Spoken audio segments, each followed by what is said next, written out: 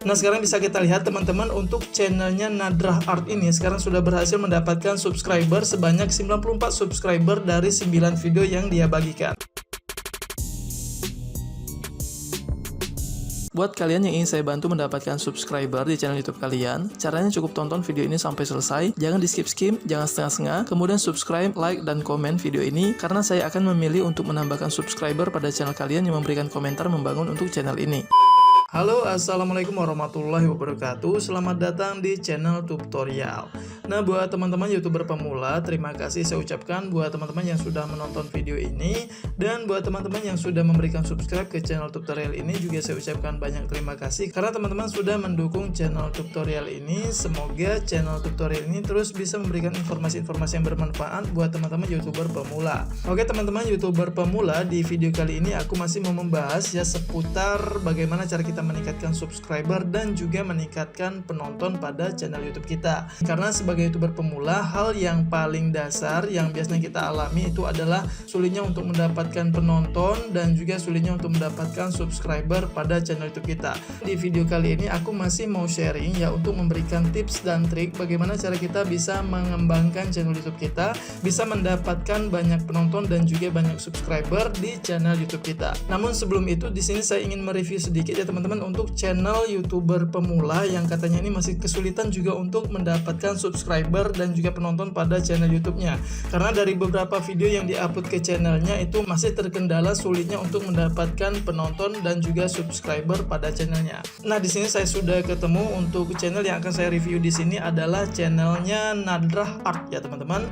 Di sini saya akan mereview sedikit, mungkin nanti akan ada masukan-masukan yang akan saya berikan buat channelnya Nadrah Art ini, dan ini mungkin bisa menjadikan masukan buat teman-teman YouTuber pemula semuanya ya, tidak terkhusus untuk Nadrah Art channel ini aja ya. Sekarang saya akan masuk ke channelnya. Nah, sekarang bisa kita lihat teman-teman, untuk channelnya Nadrah Art ini sekarang sudah berhasil mendapatkan subscriber sebanyak 94 subscriber dari 9 video yang dia bagikan. Dan sekarang saya akan lihat dulu bagian informasi channel ini. Nah, di sini kalau saya lihat untuk channelnya Nadrah Art ini ya, di sini dia membagikan tentang tutorial merajut ya, menggunakan peralatan-peralatan rajutan seperti itu. Kemudian juga di sini sepertinya diinformasikan oleh Nadrah Art ini tentang analisa data ya. Analisa data juga ya di sini ya. Nah, jadi di sini kalau menurut saya ya, untuk channel yang baru kita buat ya teman-teman ya, channel yang baru kita buat yang masih pemula banget ya seperti ini ya, yang kita berangkat dari nol ya untuk membangun channel ini, usahakan kita itu fokus ke satu tema dulu ya. Berkali-kali saya sering sampaikan buat teman-teman ya yang ingin membangun sebuah channel ya, yang itu kita mulainya dari nol banget nih, dari nol besar gitu kan.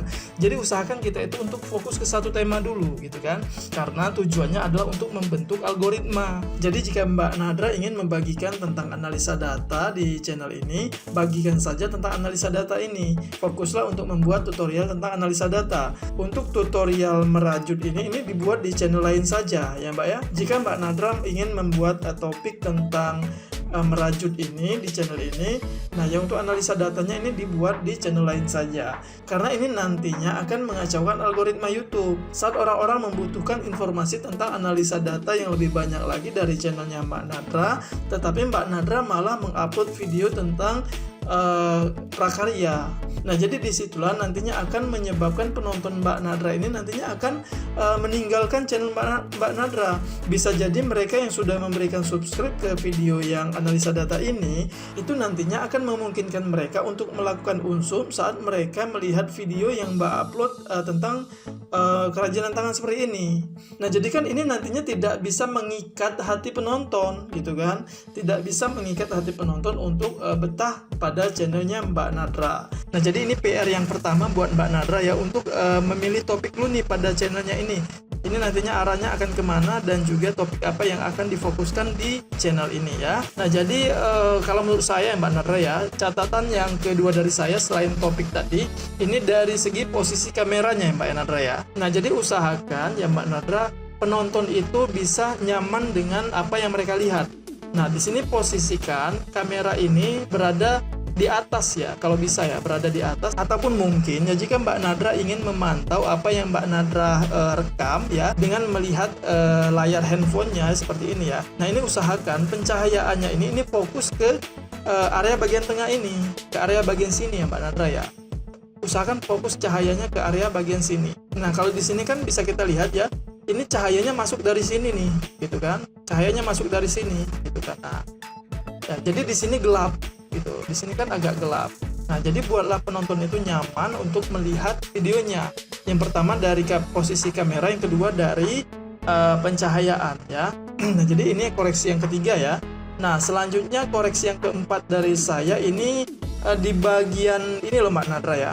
Usahakan Mbak Nadra ya untuk membuat video ini pada bagian intro awal ya, intro awal ataupun opening ya, Mbak Nadra tampilkan hasil dari apa yang Mbak Nadra buat di bagian opening ini ya. Nah, jadi usahakan ini menampilkan hasil yang Mbak Nadra buat sehingga nanti penonton itu akan penasaran. Oh ini hasilnya gitu kan, kemudian aduh bagaimana ya cara membuatnya. Nah nanti setelah itu Mbak Nadra tampilkan lagi bahan apa dan juga bagaimana cara membuatnya, nanti itu tampilkan setelah itu ya. Nah selanjutnya ya Mbak Nadra ya, pada bagian ini nih, pada bagian proses pembuatannya. Di sini kan banyak sekali bagian-bagian yang membuat penonton itu jenuh.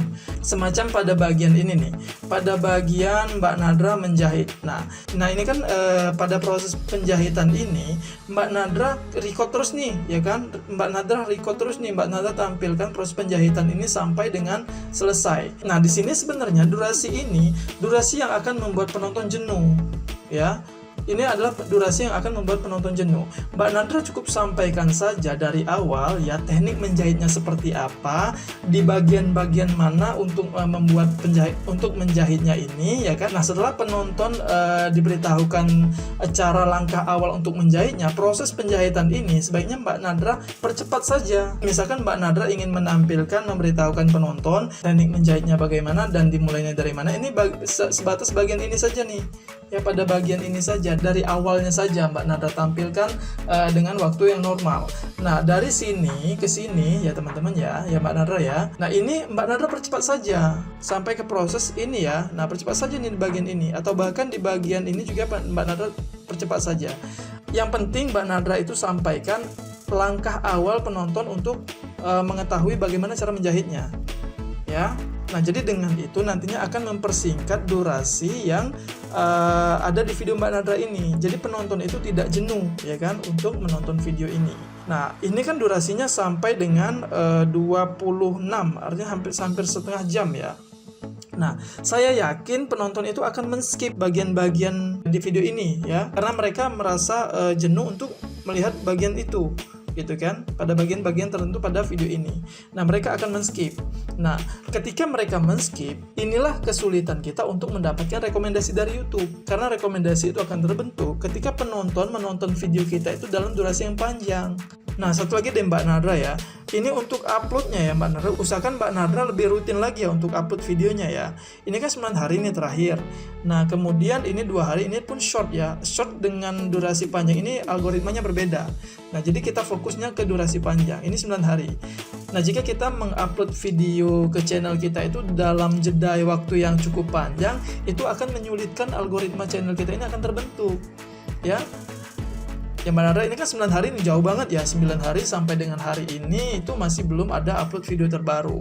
Bagaimana channel ini akan terbentuk algoritmanya, bagaimana cara YouTube akan merekomendasikan videonya, sedangkan kita untuk membuat kontennya itu saja masih terlihat belum serius ya. Jadi tunjukkan keseriusan Mbak Nadra untuk berkembang di YouTube, untuk memang betul-betul Mbak Nadra ini ingin menjadi seorang YouTuber ya, seperti itu. Nah tunjukkan keseriusannya di sini dengan cara lebih rutin untuk mengupload videonya. Oke, lebih rutin lagi, usahakan seminggu itu minimal 3 kali, atau bahkan lebih bagus lagi setiap hari Mbak Nadra bisa mengupload video.